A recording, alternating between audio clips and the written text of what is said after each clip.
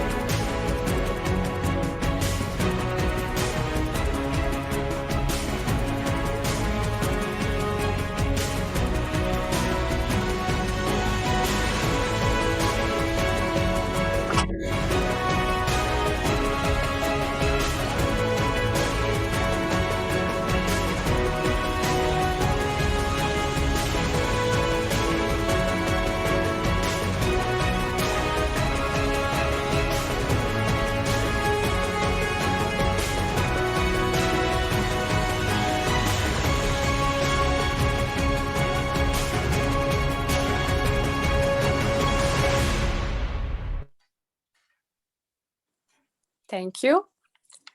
And now I would like to give the floor to the president of AIPA, Mr. Zafer Küçük Şabanoğlu, to make the opening speech of our event. Dear Zafer, the floor is yours. Thank you very much, Hilal. Good evening, everyone, our dear AIPA family and guests. Welcome to our events. As an association, in the last 50 months since our establishment, we increased the number of our members from 11 to 100. The number of qualified members will continue to increase day by day. We had 24 tomorrow meetings to increase our knowledge on artificial intelligence, and today we are holding the 25th. We will increase this number to 50 by the end of the year. We have synced 4 cooperation protocols so far to take steps in artificial intelligence. By the end of the year, we will sync protocols with 2 more important institutions in Turkey. We have participated in 20 national and international events as speakers, especially at the universities. In the past months, we attended one of the biggest fairs in the world, Dubai GITEX and Las Vegas CS, and occurred various contexts. Our trips abroad for AI will continue. We conducted and shared our research on perception of artificial intelligence in society and perception of artificial intelligence in businesses. which are the most comprehensive studies in the field of artificial intelligence in Turkey so far. We will announce our third research, Perception of Metaverse in Society, in 2 weeks. By participation in more than 50 TV and radio programs so far, we have shared the views of our associations with the public. Finally, Mr. Aco, we broke the participate record among online summits in Turkey by organizing the AI Tomorrow Summit, which was an international summit in which you also participate. Yes, we did this with our friends just in 15 months. We have just begun. Mr. Aco, if you allow me, I would like to give a brief information about the artificial intelligence potential in Turkey. In the past months, our state has taken a big step by announcing the National Artificial Intelligence Strategy documents. Now with these documents, the Republic of Turkey has clear goals in artificial intelligence. We have the potential to achieve these goals. I will send the strategy documents to you as soon as possible. Turkey is a big and powerful country. We have a population of 85 million. The average age of our country is 33. At the same time, there are 26 Gen Z in our country. Just the Gen Z population living in our country is more than population 143 countries in the world. Young people in our country have a great interest in technology. If we can transform this interest into more knowledge, I believe that we will be one of the few countries in artificial intelligence. As I end my words here, I would like to thank my close friend Hilal, who made this event possible, and our valuable guest, Mr. Aco, and I look forward to your speech with great excitement. Thanks a lot. Thank you so much, Zafer. And dear participants, now I would like to briefly introduce our dear speaker to all of you. Aco has a very impressive CV. I don't know how to summarize it, but he holds a BA in psychology from University of Zagreb. Then he went on executive MBA in Kurucu Business School. Currently, Aco is a PhD researcher at University of Dubrovnik in digital economy. Since 2018, he is the owner of Future HR company. Also, he is lecturing in different business schools on different HR topics. And Aco is currently visiting professor at Swiss School of Business and Management and Human Resources Management. He is the creator and researcher of the National AI Capital Concept and co-founder and co-director of Global AI Ethics Institute, which is founded in Paris in 2021. And now it is the time we will listen to Aco Momčilović with a great enthusiasm. Dear Aco, the floor is yours. Izvolite. Thank you, Hilal, and thank you, Zafer, for kind words and for the brief introduction about the situation in Turkey. I'm really happy to get more information about it, and I'm glad that situation is developing in a positive way. Let me just check if I can share my screen. I think I don't have the permission so far, so if only you can check that. Oh, and by the way, just to say regarding your promotional video, I really like the music in the background. I don't know who chose it, but I kind of Shazammed it, so I can search it now and download it myself. We can share with you at the end. Pınar'cığım, can you make Mr. Aco co-host? Ekran paylaşımı için. Tamam. Okay, they are. Yeah. So can you see my screen now? Yes. Great. So thank you for inviting me again. It's really a pleasure to be part of this group second time and to share some information that I've been working on. So yes, probably I will repeat some of the things in a shorter form that I was discussing last time. But the general idea is to discuss with you and to hear your opinion about the underdevelopment of AI in some countries, but on the other hand, opportunities that I call them small countries maybe have. And when I say the small countries, it's not the geographical size and not even the population. Definitely Turkey would be considered with good reasons a big country, and definitely 20 times bigger than Croatia. But small countries in the sense that I define them as every country except those 9 or 10 countries that are developing AI significantly and at the moment. So basically, maybe how to aim to get close to them. So again, I will start with some of the differences, and I chose a little bit different style and methodology here. But if we are speaking about the global differences between the countries, we can measure many factors, of course. And some are small, some are like 5%, 10%, 20%.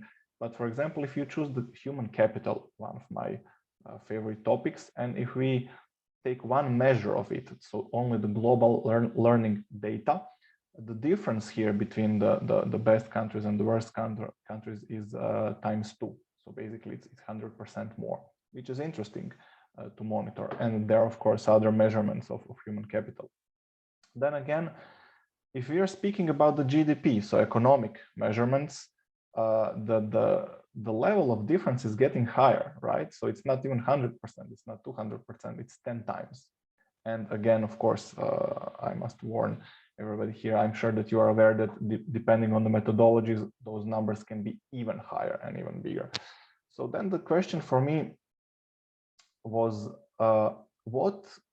theoretically, what difference could artificial intelligence bring, right? And this is something that is not that easy to answer at the moment.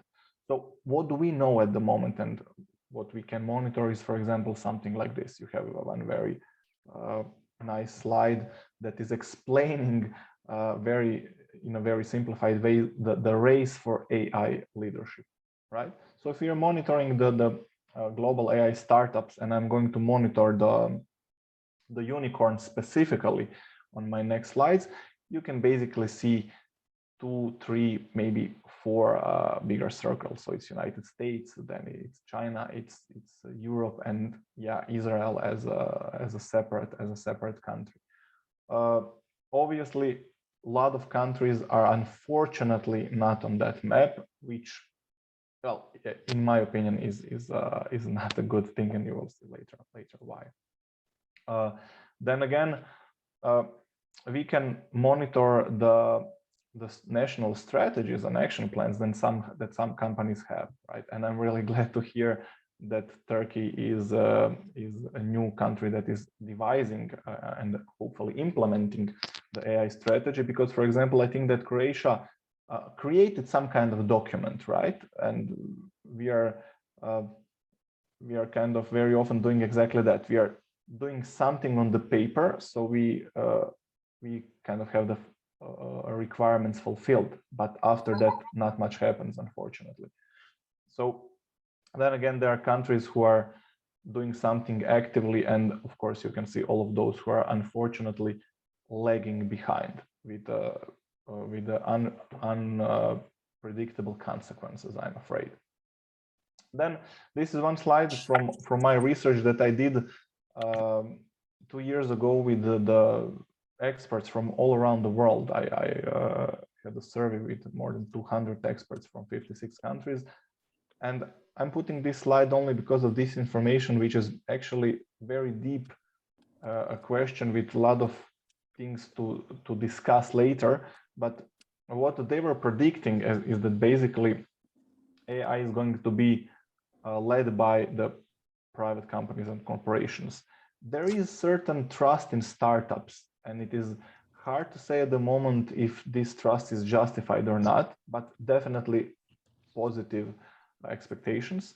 On the third place, but then significantly falling behind, are universities, academia, something that was the cornerstone for many technologies so far. And interestingly, government institutions on the fourth place. And this fact separately is very interesting one, because it is giving us a framework of what the corporations are going to be focused on and what AI development is going to be focused on. So probably not that long-term plans. Probably it's going to be 3 to 4 years return of investment as a main criteria to decide what is going to be developed or not. And this is something that is, I think, already visible so far.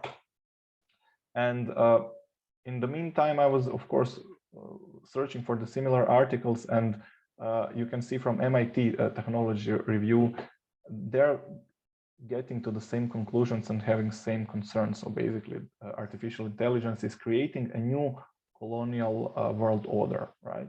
And they are having a series of articles on that topic. So the stories reveal how AI is empowering the communities and countries that don't have a say in its development. And ethics is a separate part of that story. The same communities and countries already impoverished by former colonial empires. So we will see if AI is going to kind of widen the gap or to help us to bridge that gap between the countries. Is impact of AI repeating the patterns of a colonial history? That is the question. But something that we can partially already see is that the AI industry does not, as it's written here, seek to capture land as the conquistadors of the Caribbean or Latin America did.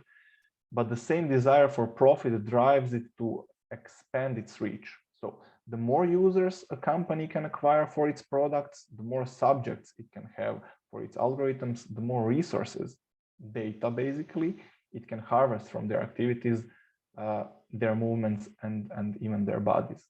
So I was just a few days back in one data science conference discussing exactly that. What can we do and how can we share the data as a countries, as institutions, kind of to benchmark ourselves against the global corporations who are having the information from billions, hundreds of millions at least of people.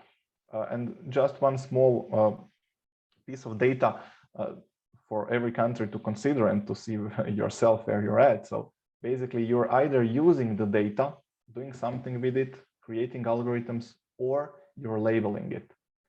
So by mid-2018, estimation of 100,000 Venezuelans that registered for data labeling jobs.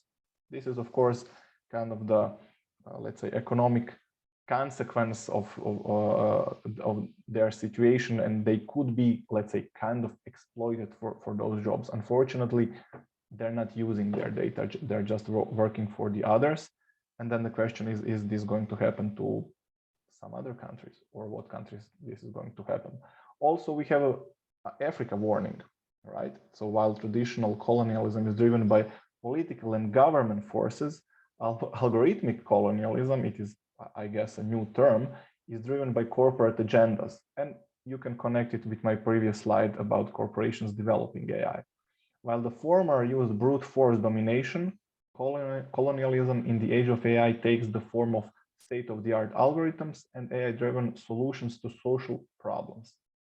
Not only is Western developed AI unfit for African problems, and again, then from the ethical perspective, but West's algorithmic invasion simultaneously impoverishes development of local products, also leaving the continent dependent on the Western software and infrastructure. So this is something that I was thinking about, hypothesizing about, and I was glad to see that basically a few other companies like MIT institutions, or later you will see McKinsey, are basically thinking in the same way. So last time we discussed a few questions, only a few of which I'm going to repeat, but in shorter version, few of them. What are the questions that we could ask our country leaders? And I hope that you were, at least in some capacity, participating in the creation of a Turkish AI strategy, that somebody invited you on the table while they were devising it. It was not the best case how it happened in Croatia. But basically, what is your talent growth, specifically speaking about artificial intelligence? And what I noticed here, which I'm very glad. So for example, you have Brazil and India that are basically tripled their talent in the last 5 years. But what is great to see, specifically, for example, in India, that 30% of their scientific paper include women as authors, right? So when I'm looking at this group of people, I'm extremely happy to see that you have, well, at least from my standpoint, a lot of females here. And this is extremely important. I cannot stress enough, and I'm in Croatia included in many initiatives that are kind of helping and boosting women in business and women in science. And really this topic is also very dear to me, and I discussed it on many roundtables from evolutionary, psychological perspective and many other perspectives. So I mean, congratulations to all of you who are here and to all females who are involved in the AI or any kind of tech research or companies. Then again, connected question, are you publishing scientific papers? And the good practice is here the Chinese Academy of Sciences, who is now leading the way. And 30 years back, they really literally had like zero research. So they did enormous advancements. Obviously, this is possible. Others on the list are basically the usual culprits, right? You're going to see the Harvard, the Stanford, the MIT, UCLA, Oxford, Cambridge, and stuff like that. It would be good to see any kind of university that is not either Chinese or UK, United States university there. So whatever could help that, I'm interested to join. Another question was securing of government funding, and we've seen some good examples, and we've seen some bad examples. For example, Netherlands was not doing that good job in it. They were kind of making lower investments. The other Q is the unicorn potential. So we've seen in the previous slide the number of startups, but of course 90% of startups probably are not going to survive. Maybe 1% of them will have the chance to become a unicorn, but those who do it in the AI area probably are going to have even much bigger valuation than $1 billion. The situation currently is the following. So basically we have United States that is outperforming by far every other country, then following the China, United Kingdom, and Israel, who is really again doing obviously a good job with limited resources. And yeah, I'm guessing that is the good phrase. So the Q, the question of them all is how much time do we have? I don't know if we have Star Trek fan here who are going to recognize the new Q person from the Picard, but basically how much time do we have? And Ray Kurzweil had his prediction of 2042 before we enter the singularity. In one research that I found, they said that transformative AI is probably going to come around 2052. But for us, I mean, this is a relatively long period of time, but the transformation and a lot of things are going to happen in the meantime. So some of us are going to be active contributors and then the benefactors. And unfortunately, most of us, and when I say us, I think the countries on Earth are unfortunately not going to be where they should be. How many people, how many institutions are dealing with the responsible AI, open AI, AI for humanity, centric AI, growing number, I would say. I'm involved in two institutions, the Global AI Ethics Institute, which is discussing the multicultural aspects of ethics in artificial intelligence, and also Alliance for Responsible AI, where we are with 3 other organizations joined also to kind of boost that agenda. Currently, this is one information for you or for your friends or partners or the people that you know. Be free to share it. It was officially closed on the 15th, but probably it's going to last for additional 7 or 10 days. We are now in the process of Top of AI Application Awards. And this is for the mature companies who have the products that they can register there and enter the competition. We did 6 months ago, I think, the Top of AI Startups, also based on our methodology. So also nice way to boost some teams and companies that are doing a good job. So obviously, artificial intelligence is also geostrategical and political question. I will not go too deep into this very important area, but just to mention a few things and recommendations. I mean, it is very good to get in artificial intelligence and tech development, and why? There are many reasons. Some of them are here. Artificial intelligence is a matter of national security. It is very good PR. All breakthroughs are major public relation victories on the world stage, and AI development will yield numerous unrelated innovations to the benefiting society, to benefit society. So I put here one screenshot of something that is partially, I would say, AI connected.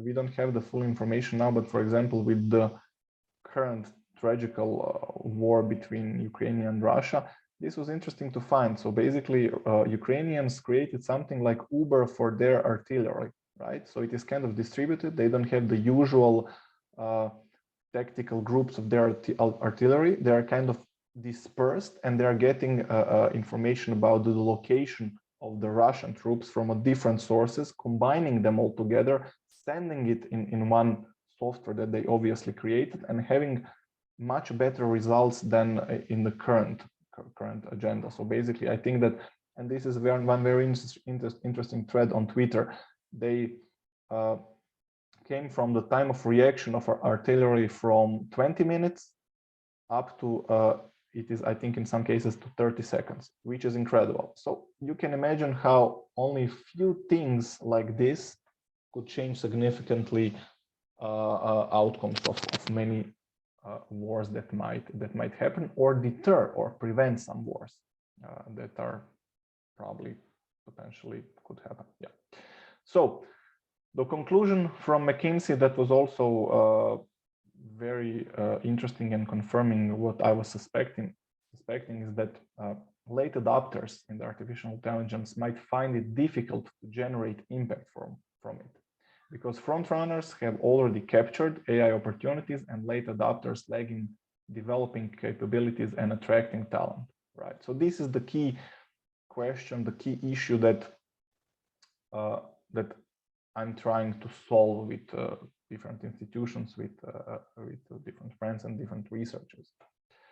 The kind of my conclusion of that part is that we have now a Sputnik moment, right? So AI technology is waiting for its Sputnik moment.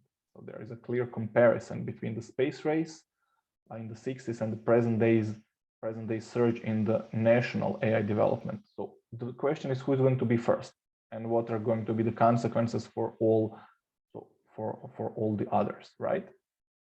Because the country, or the few countries who succeed, their citizens are going to have enormous benefits potentially, but their rivals are going to have significant disadvantages. So then again, to connect it with a few slides back, what I said, it is a geopolitical question, very, very serious one on one side, but on the other side, I think that 150 countries are kind of completely blind about it.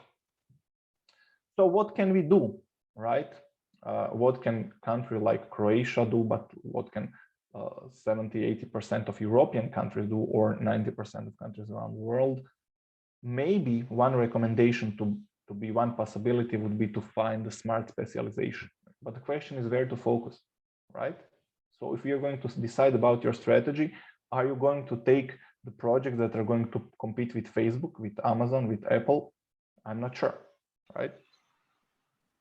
Nobody has unlimited resources, and those that we have, we must make most out of them. So there are two possibilities out of many that probably are existing, but that I was kind of exploring in the recent months. So I can mention and describe them a little bit more details. So it's basically the tourism and its health. So you can ask yourself why those two. So this is first part of the answer. So if we are looking at the level of digitization of the sectors, you can see that those two are having a big base, right? So healthcare is third from the bottom, and travel and tourism is also very underdeveloped, right? If we are looking sectors leading in AI adoption today, but those who are again predict to get more funding, again, travel and tourism is clearly lagging behind. Healthcare is somewhere in the middle, but also I'm not going to speak about it today, but very interesting topic and area is education, right? Something that is not organized on the level of 3 to 4 or 5 years, and you cannot measure, and you should not measure the short-term financial impact of it, but you can measure, and it is very important to have the long-term impact on society. So this is a separate measure. I'm not going to discuss it today, but just remember where the education is. So it's kind of falling behind and receiving low levels of investments, and this is something that my research also confirmed.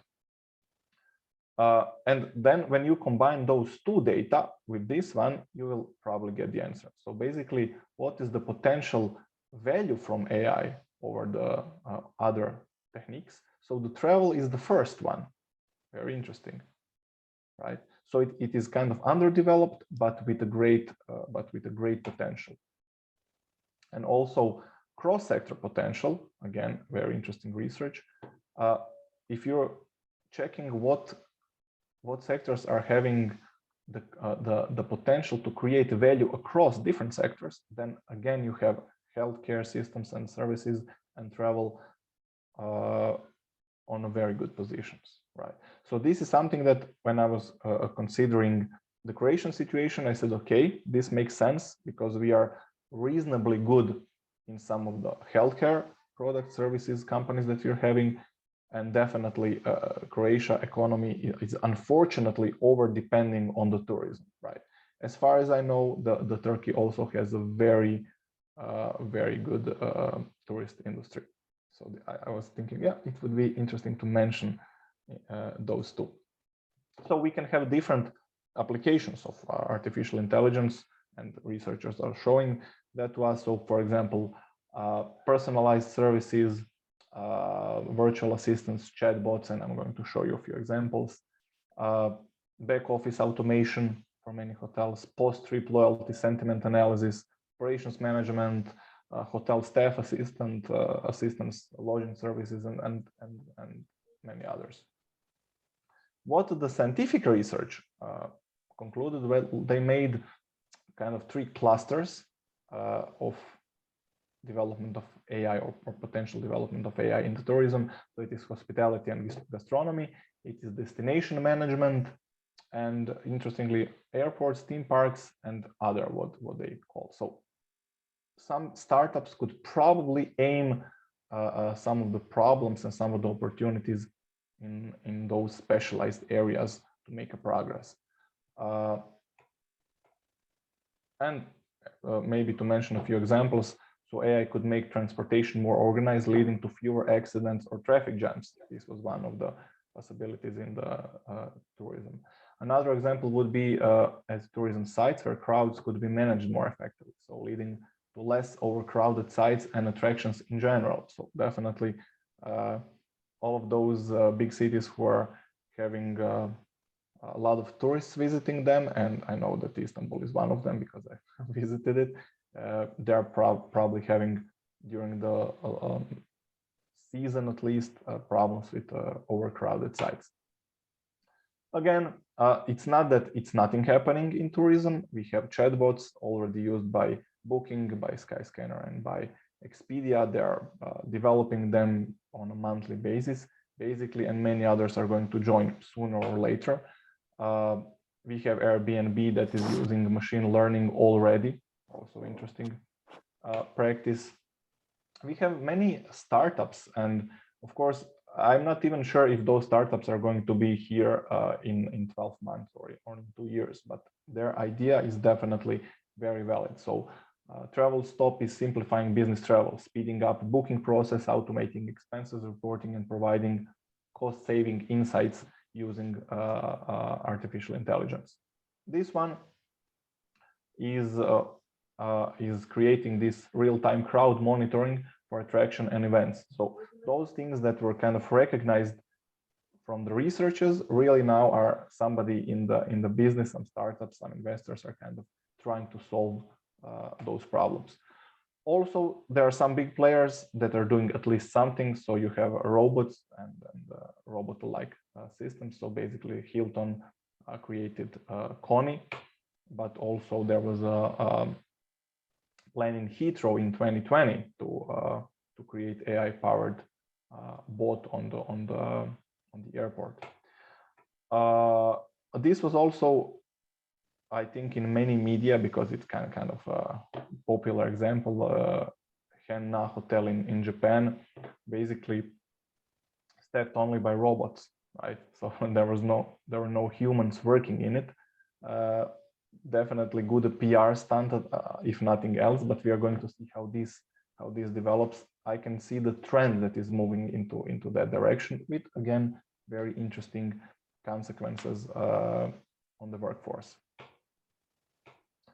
SITA, also intelligent tracking, so they're connected with the airports. So I'm traveling to Skopje tomorrow, so I will probably have this papery thing attached to my baggage, but they're actually giving the solutions where you can basically track it with just a visual recognition, with image recognition based on artificial intelligence. Very sophisticated, at least it seems that way from what they're presenting.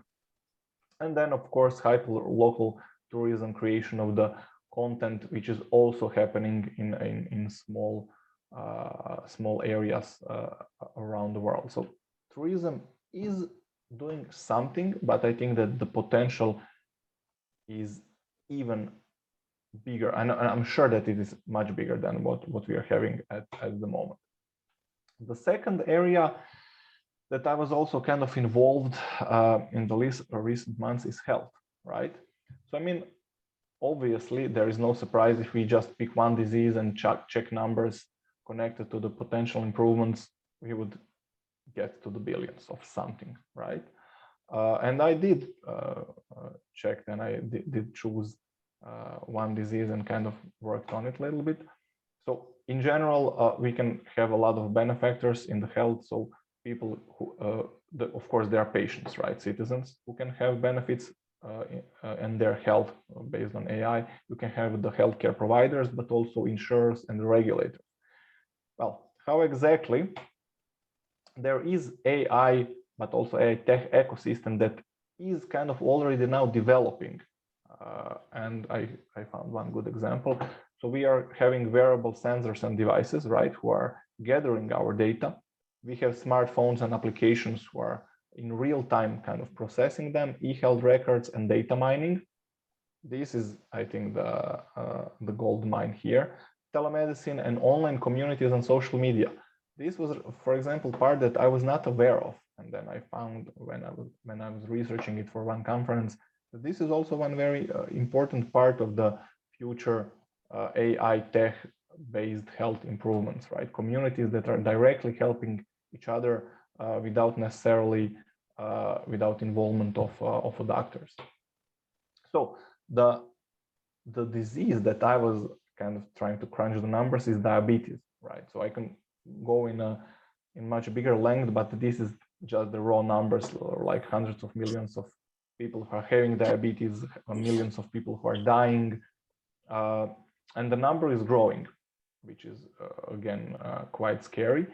So what can AI do? Well, I found that code that it has already done a lot of things. So AI made quantitative change in fighting with diabetes.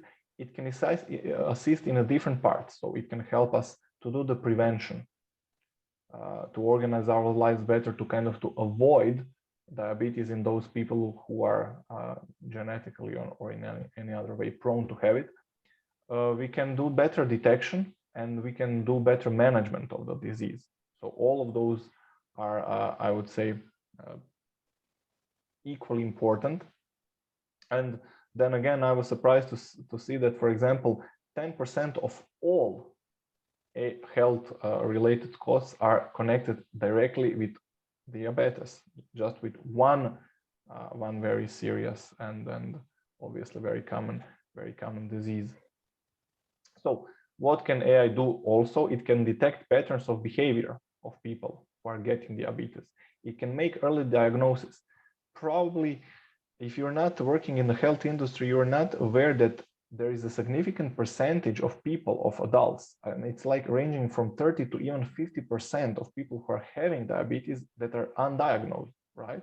So the numbers that I found in the research were kind of, I mean, incredible. You know, if I would read them in the local newspapers, I would think that it is some kind of mistake. But I was speaking with the doctors specialized in that, and they confirmed to me.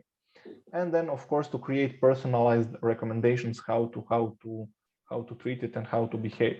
Also, one data point that I can share with you is that, and it was really surprising for me, after you diagnose people with diabetes and you tell them what to do, you know, for their health, for their lives, at least 30% of patients is not going to do it. They're going to completely ignore it. So then, of course, the costs that are getting occurred later are enormous. So there is a whole psychological story behind this diabetes story, but not to go too deep into that. So what is already happening? So maybe also some of you know about it. So Abbott is the company that created and Freestyle Libre. This is a device that you attach to your hand, and this is measuring the level of glucose in your blood, so you can put the right amount of insulin. So it is kind of very, I would say, basic at the moment. There are many ways to exploit this data more, because now in the first time ever we have opportunity to have live stream of data that is connected with our health, right? And they are doing something not that fast as I would expect, but some things are happening, and this probably is going to be very interesting in the future. So what can we do, all of us? So yeah, we can definitely organize, we can support each other, we can join similar institutions or our countries or international organizations. It is very important to act on time, and then also to make the right decisions, right? And this is something that this kind of government consulting aim and is going kind of to help them to decide, to make the right decisions, to find those niches in which you're going to excel, in which you're going to be able to compete with the corporations, right? Because if you're just going to do anything, they're just going to eat us. For that reason, and this is probably the last information in this presentation, I'm in the process of creating EDRIA AI think tank, the group of people who is going to consider, to think about, to research all of those implication and impact on the development and economies of small and medium-sized countries. And then again, it is not geographically or even the population-wise small, but those who are not front runners in AI development. Also, international relations and politics that facilitate or threaten those countries' positioning in AI world. So what can we do to position better Croatia or Turkey or any other country on the world stage? And we plan, of course, if we succeed and if we find the right funding, to use the new methods of data collection. So I think that this is it from my side. Those are my contacts, my mail, my LinkedIn profile, my Medium account, in which I'm from time to time publishing something. I'll be happy to connect with all of you. And if you have any questions or comments, I'll be glad to hear them. And I'm not sure, maybe I'll be even able to answer some of them. Thanks. Thank you so much, Aco, for this great presentation. And I personally want to thank for what you said about female members of AIPA, because I'm one of them and we have a great member composition. And I'm glad to be a part of this family. Also, all of my friends will share. So on behalf of them, I want to thank you. Also, you have given us very valuable information, especially Turkey and Croatia are perfect at tourism sector. So they have to think about AI opportunities, definitely. I know it quite well because I have a paper on tourism in Turkey and Croatia written with Croatian professor of mine, me, and one Croatian friend. So we should definitely think about tourism and healthcare in AI, both countries. Before moving to questions, Zafer has few words to say, so I want to give floor to him. Zafer? Thank you, Hilal. Dear Mr. Atso, thank you very much for this wonderful presentation and for taking your time for us. We all listened to you with a great excitement. If you escape, we donated a science kit to our yurt in Turkey on behalf of you as a memory of today. We would like to host you in Turkey as soon as possible with great pleasure. Thank you. Hilal, gösterirseniz hediyeyi. Pınar mı gösteriyor? Pınar. Evet. So this is the science kit that AIPA gave as a very gift nice. on behalf of you. Thank you for coming today. Yes. And on chat, there is one question. Mr. Mehmet Şahin. Mehmet Bey, siz mi sormak istersiniz? Ben okuyayım mı? Hilal, istersen herkes kendisi sorabilir istiyorsa. Okay. Mehmet Şahin. Before answering it, just to thank Zafer one more time for your kind words. If there will be opportunity in the future to join you in person in Turkey, I will definitely see if this is if my agenda will allow me. But if it will, I'll be happy to come there and to meet all of you in person. Thank you. Thank you. Thank you. So yes, I can see the question here in chat, right? So what are your thoughts about government-size AI projects? Can you inform us about its samples which are already working on or the visions of the future that projects from government and company side? Well, unfortunately, I don't have too much data from Croatia, or I mean, even worse, I do have the data. The government size projects are not happening, at least in Croatia. On the world stage, I'm not following it that closely, but unfortunately, those sources that I'm following, I didn't find too many of those. So basically, companies are just now finished creating their strategies, and they're more into creating some kind of regulatory bodies or maybe kind of investment funds that are then going to be transferred into different projects, but then privately owned projects very often. I think that yesterday I read that the Netherlands has one separate fund that they created, and they said, okay, this is going to be spent on the artificial intelligence, but the whole value chain, right? From the academia, from the education, to the startups, to the ecosystem and stuff like that. So it is a very good reaction. This is like news, maybe not even 1 week long.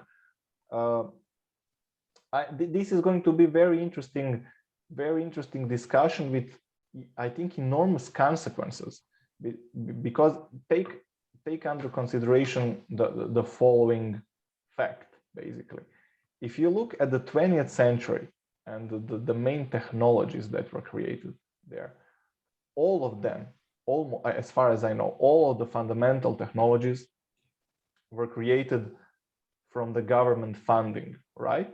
Because it was coming from that space race between United States and Russia, but it was funded, and the NASA, it was funded by the government. So they did the fundamental research, and then it kind of transferred into the private sector, and then all of the others following were kind of invented. But unfortunately, now we don't have that. So it is now the fundamental research in some areas is going to be researched and developed by the corporations, and some areas are going to be completely neglected, right? And this is going to be something with unpredictable consequences. The education is one part that I mentioned, but there are of course many other parts. Thank you. We have a question from Nazif Kutay Erden. Hello. Hello. Hello, dear Aco. It isn't a question, but I want to say something. AI is a huge power who has this. Oh, yeah, Nazif, you muted yourself probably by accident. Okay, now it's working. Now it's working. Okay. Okay. We can hear you now. Again. Hello again. AI is a huge power. Who has this power? The string will be in his hand. Healthy labor, support, management, and etc. That's why all countries must focus on AI, because the future is in AI, I think. We heard this today one more.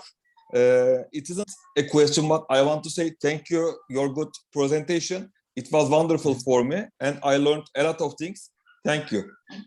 Thank you, Nazif, for the positive feedback. It is always welcomed. I think that definitely, at least in this first phase, before we get to this transformative AI, and this is of course still a big question. We don't know if it's going to happen or when. I mean, many philosophers are questioning it with good reasons. But what we know is that in the next 5 or 10 years, we are going to use AI as a tool, right? So basically, on a lot of conferences, the usual question is artificial intelligence going to replace humans, right? Because there is that fear that we are going to lose the jobs. So what we are certain now is that, and this is my answer, no, AI will not replace humans, but humans who are using AI as their tools in their job will replace humans. Right. Yes. So you will either learn how to use it, AI, and get more technically savvy, or you're just going to be replaced. Yeah, thank you. It was wonderful. On chat, we have another question from I've seen it. What do you think about algorithm biased problem? Well, I think that algorithmic bias is even until now, it is well-researched problem, at least, so we are aware of it. So definitely there are many companies and many professionals working on that. Yeah, we have many examples that we feed certain amount of data in some machine learning systems or some frameworks, and they give us the results which are biased because, like trash in, trash out. And we are trying to be careful about it. It is probably unavoidable, but what is the interesting spin there? Because probably all of you read at least everybody here like 5 articles about the bias.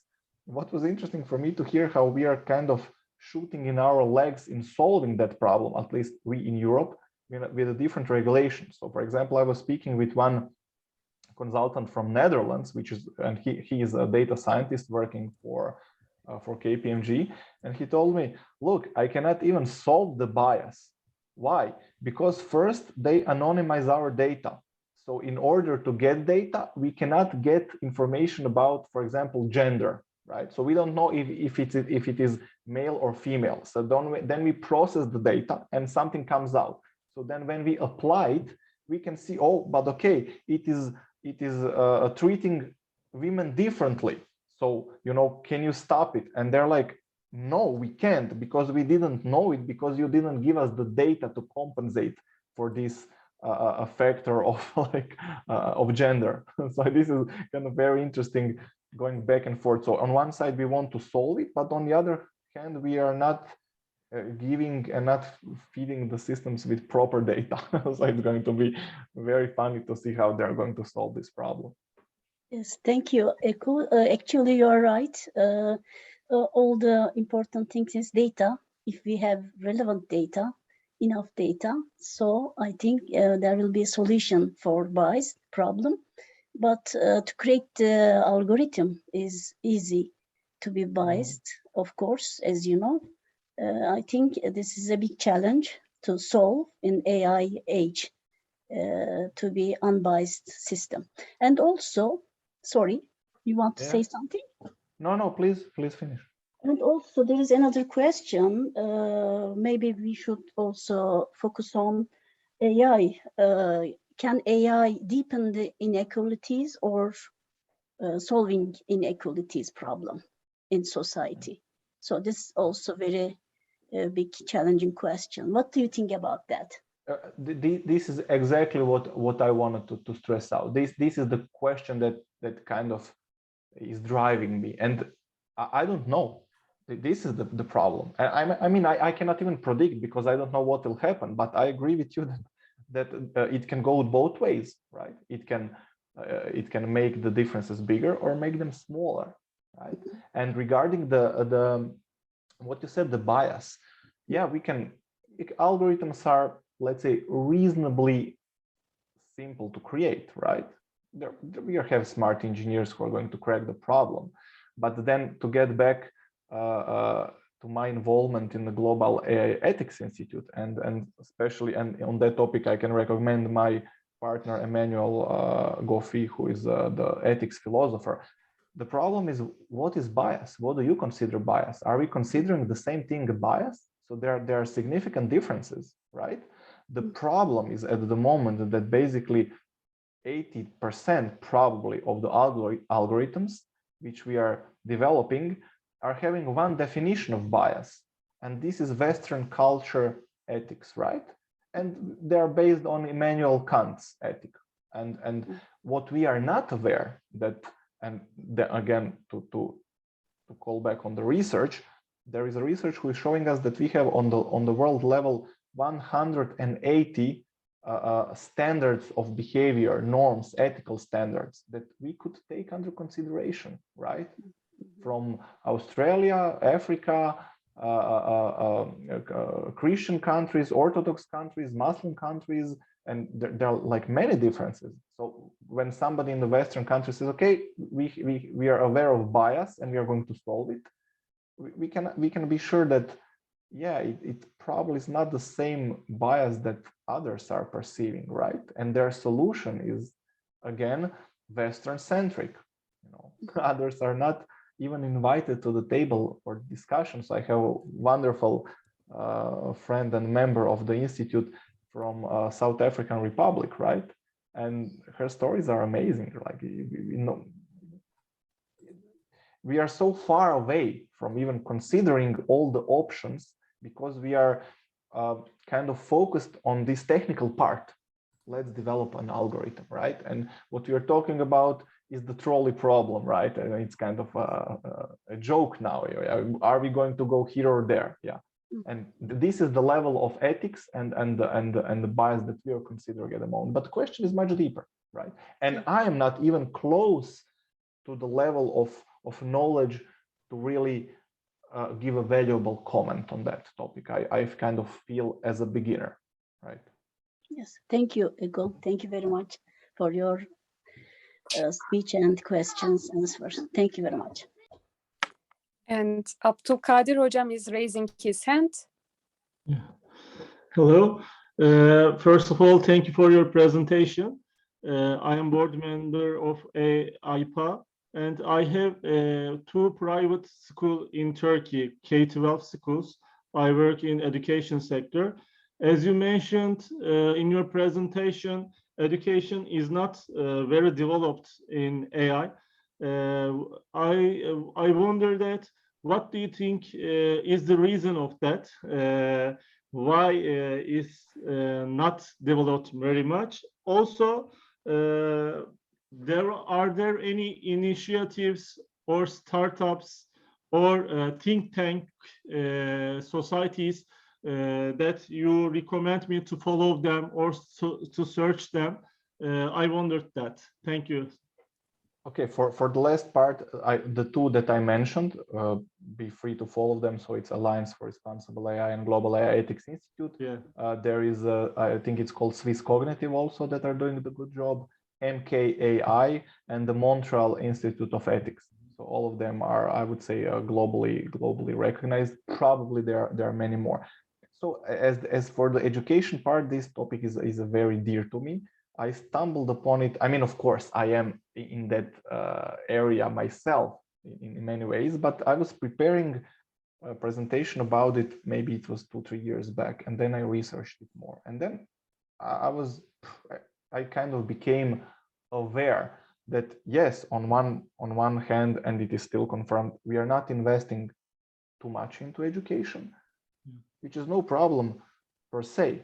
The problem is that the education is probably one of 2 or 3 most important sectors in which we should invest, right? So it's crazy. Yes. So then the numbers on the global level, can you just imagine, like we have 400 million children that don't have the basics of writing skills and mathematics, right? Can you comprehend that on the global level? So I mean, the small advancements could be crucial, right? Why we are not investing?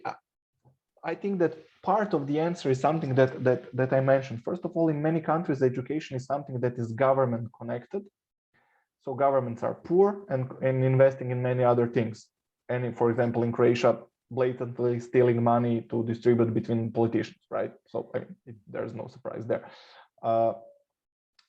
And there is no quick wins, right? You cannot earn money fast in education. So educational problems, they're kind of long term. This is something that you're planning and executing on, like, I don't know, 10, 15, 20 years at least. So how are you going to force the corporation in which you have a CEO that is thinking about his, like, I don't know, 4-year term to invest in something that is going to come 10 years after him? This is it. Like if we are just looking from the profit, short-term profit orientation, this is not a good choice. Education is just like, it's like 10th choice, right? So you have like marketing, you have finance, you have military, you have health, okay, but not education. But on the long term, it's tragical. Thank you. Thank you. And Zafer is raising his hand. Thank you, Hilal. I will ask an easy questions. Dear Atso, I have a classic questions that I usually ask speakers. I want to ask you too. If you were the top person in artificial intelligence in the world or a minister in your country, what would you do first? It's a tough one. One of the things probably is that I would form a global AI governance body, right? So we have somebody who will have oversight on all of the things that are happening in artificial intelligence, right? Because there are many ethical questions, political questions, and many differences. So we don't know, and I was speaking, and even we were trying to write an article about it unsuccessfully, unfortunately. What is the future of AI governance, right? On the world level, what's going to happen? Nobody knows, you know, and it's kind of important, right? So the second thing probably would be to involve as many players as we can and to raise the awareness that, and this is the quote that I heard on one conference, and they said in the context of artificial intelligence, if we don't act now, we don't have the future, right? So if you don't act now, you don't have the future, you know. What are we going to do? Then sit on the table and then let's make this kind of specialization in what is your country good in? What do you have data for? What are you going to do better than we? Okay, you do it. We are probably better in some small niche and something else. We are going to do that, you know, and then kind of make it more democratic around the world, right? So not to be dependent, because now we are heading into a direction that we are kind of probably dependent on the, I don't know, 5 corporations. All of us are in the governments and the countries. We are going to buy their software, their algorithms and stuff. It'll be completely in their hands with unpredictable consequences. I mean, that doesn't sound too good to me. Thank you. And Onur Bey has a question, I guess. Yes. First of all, I'd like to thank you very much for informative presentation of you. So I'd like to ask a question that I think is most difficult and most difficult issue, most complex issue is the ethics of AI, right? So the ethical principles you are working on right now are considered correct according to whom, according to which culture, which systems. So how do you design it? I still don't get it. I still don't understand the ethics. So I have read a lot of articles about ethics of AI, but I still don't get it, which system, which country, which culture, which principles. Well, then you and I, we are the same. I also don't get it. So the thing is that, and we had the one webinar under exactly that topic, like, is there a universal code of ethics? And there is no universal code of ethics. This is the answer. There is no universal code of ethics. We will need, and I mean, it would be easy, right? If we can write one book, distribute it around the globe, and that's it. Unfortunately, it is impossible. So then we can recognize and respect the differences. Right. The interesting part about the ethics, and I would completely agree with you, is that it is extremely important, but only until a point when it is completely irrelevant. So this is interesting. So yes, we are going to consider it. We are going to think about it. Hopefully, we are going to work on it in many countries and many different institutions. Until, and this is then again hypothesis for discussion, until, for example, China doesn't create one military system and product that is kind of completely ethics free, but very efficient, and can kill everybody else. In that moment, all of the other actors could choose, are we going then to think about ethics of our products and risk what is going to happen, or are we just going to do the same? Right. And then we will see, I mean, I'm not even sure, should we then consider ethics, right? Or are we just going to save our asses? So then it is very important until it might happen. I'm not sure who is going to succeed or not, or even if this is possible. But what is going to happen if somebody gets enormous advantage, and it's going exponentially, right? Right. So somebody could make this Sputnik moment that step first, to go into the space first. And then we are going to see what happens and what is important and what is not. Right. The biggest issue is on the corner, I think. So it's coming. It's still MIT ethics working group couldn't find out to real ethics. It's on the corner. It's coming, but we'll see. Yeah. Thank you so much. Thank you. Melody has a question in chat. Then we will move to Gülbenbe Hanım and Mehtap Hanım, and then we will take a photo and finish the session. Do you have any thoughts on the decentralized world crowdfunding AI? In this case, I believe government and private companies could be discarded. I'm curious if there are any thoughts on this. Wow, this is one very interesting question. I was briefly mentioning it in this discussion on the data science conference. I believe that crowdfunding and crowdsourcing could be very interesting solutions. I cannot be sure. I'm not expert, obviously, in that area, but it sounds like a good solution which can kind of bridge some of those obstacles that we're having, right? And this kind of reminds me that we will see, like the blockchain, right, and the cryptocurrencies. They're fantastic idea, right? So a lot theoretically can happen with that, and I hope still that will. And I'm working on some crypto projects, right? But if it's going to succeed or not, I'm not sure. The resistance is very strong. So decentralization is probably again focusing on the people, on the number of people that are involved, right? So you still need to have the people all around the world. You need to have the numbers that are educated, that are aware of all of those things. And then if you connect them in a decentralized way, the results could be fantastic. But do we have the requirements to do it? That I don't know. I'm not sure about that part, but as an idea, it sounds very interesting for me. Thank you so much, Aco. Just a comment on Mr. Onur's question as well, like the not having a harmonious universal code right now. is the same problem we're struggling with in the legal community as well, especially in the case of, decentralization, where, there are decentralized autonomous organizations, which we call DAOs, which, who is actually responsible. We don't know how to, make them responsible. So in this case, if, for instance, the Bored Ape Yacht Club suddenly wanted to fund an AI military project, who would do anything about that? It's just food for thought. Of course, it's a fantasy, but it could happen. We never know. So I thought it would be an interesting question for all of us to think about. And nice to see you again, by the way.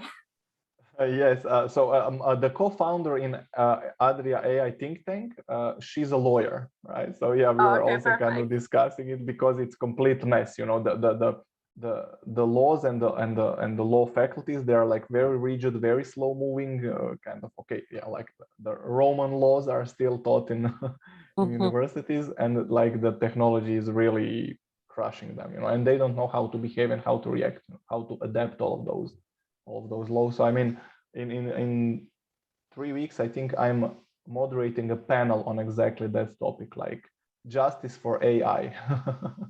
How can we regulate it, and how should we regulate it? Okay, Gülben Hanım. Thank you so much. First one, thank you so much for your invitation, Mr. Zafer, and nice to see you, Mr. Aco. And my question is that, do you think that the law system can have the AI laws in the any country? Because my name is Gülben Meger. I am the founder and CEO. And now we are combining the law and AI. So really we research the AI systems effects on law. Do you think that this is necessary for us? It's a hard question. I'm not sure really to answer. I think that, I mean, in the short term, I mean, look at what European Union did. They kind of created some kind of regulation, at least something that is going to assess the risk of AI companies. So yes, the organizational reaction to the AI is to put it under some kind of structure, some kind of laws, which is going to help us to understand it. But on the other hand, it could be important because people are going to have more trust in it, right? In the short term. But in the long term, what is going to happen? I mean, this is like the very dynamic, adaptive system, right? Nobody can predict. I'm not sure what is going to be the relationship and the intercourse between the artificial intelligence and the laws and some other things, because nobody knows. Because for the starters, we don't know, and we're not that good in predicting the AI development. So on one side, we had fantastic new discoveries, but on the other hand, some are already calling AI winter, right? So we got our hopes up, it's going to go exponentially, blah blah blah. Still, there are good arguments from people who are just saying it. Look, but those are just like improved statistics. We are just using the good algorithms. It's not something that we imagined as like a general artificial intelligence, something that can observe, process, and combine data itself. We are quantum leaps behind that. So it's hard to say, but I was surprised to see, and then glad maybe in a certain way, that there are a lot of lawyers, especially in Croatia, that are kind of trying to talk about this issue and this relationship, right? And no, we don't have any smart answers at the moment, unfortunately. Thank you. You know that AI systems involves a different discipline, machine learning, data science, all these involves the AI system. So this is very important because AI system in the future affects all the kind of section of the country, economy, politics, the other. So laws actually will affect all these like the sections. So the laws and AI, these are so important in here. So we have to do something, I think. I say this. Now you just reminded me. So there are different types of laws that we are speaking about. Sometimes we are just speaking about laws that are going to regulate some parts of artificial intelligence, right? But there are some laws that are AI connected, which are not product connected, right? So then we can make this kind of sandbox for the development of artificial intelligence. This is the law, and this is some kind of organizational and government approach. So our government theoretically could vote and create 2 or 3 new laws that is going to boost the community of artificial intelligence, people to work easier, to get higher number, to get more funding, to get tax deduction stuff. So there is a number of laws that are definitely going to influence the future development of AI that could be created. In this part, I absolutely agree. Thank you so much. And Mehtap Hanım, your question, please. If it is more than a comment, more a comment than a question. First of all, thank you very much for the great session. I just wanted to comment on something that Onur Bey and Aco said. I don't think that I completely agree with the view that there is no universal code of ethics for AI. Probably there isn't, but there is definitely lots of regulations, lots of standardization and certifications which are coming. And also at the end of the day, code of ethics for AI is not any different to code of ethics for other things. You just need a bit of granularity, a bit of specialization, but there is the general governance principle, general risk management principles, and general code of ethics principles that applies to ethics. I think European Union and Europe took the lead, and they are the pioneer in that aspect. And United States will follow, but there are definitely some basic, I would say, minimum requirements for ethical AI, for a good governance AI, etc. And Onur Bey and Aco more than happy also to share emails or links to the documents offline if you want. But I just wanted to add that there are certainly, I think, some good background or base documents for code of ethics of AI and governance and risk management. Thank you for the great session and for the opportunity. Thanks for the comment. Just to reflect shortly on one part of what you said, I know a few people that are working on those certifications. This is going to be really interesting, because it could happen that like winner takes it all. You cannot have like 20 certifications of what is, I don't know, responsible AI or human-centric AI. Many people are working on it. I'm not sure how it will end. It is interesting. We were even considering creating something like that. Yeah, but it's a tough cookie, and we will see how that goes, right? And who is going to create something meaningful, not just like the check boxes that you're just going to say yes, we have it nominally, but to have something that is making sense. I don't know. I'm not specialist in this part, the certification, but I'm following with an interest. Thank you. Thank you. And last question or comment from Çetin Bey.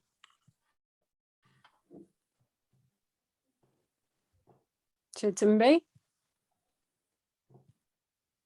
Mikrofonunuzu açar mısınız? Sorunuz var sanırım.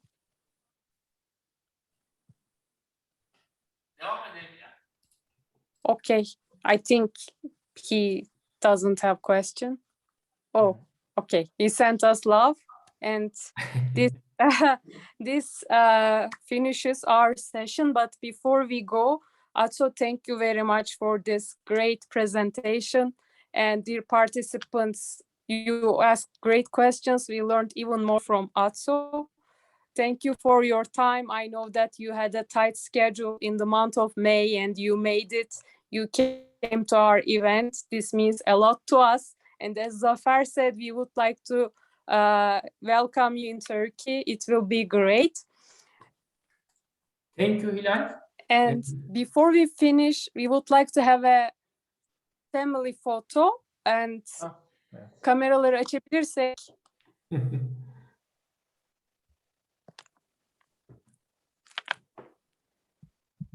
Çekiyorum.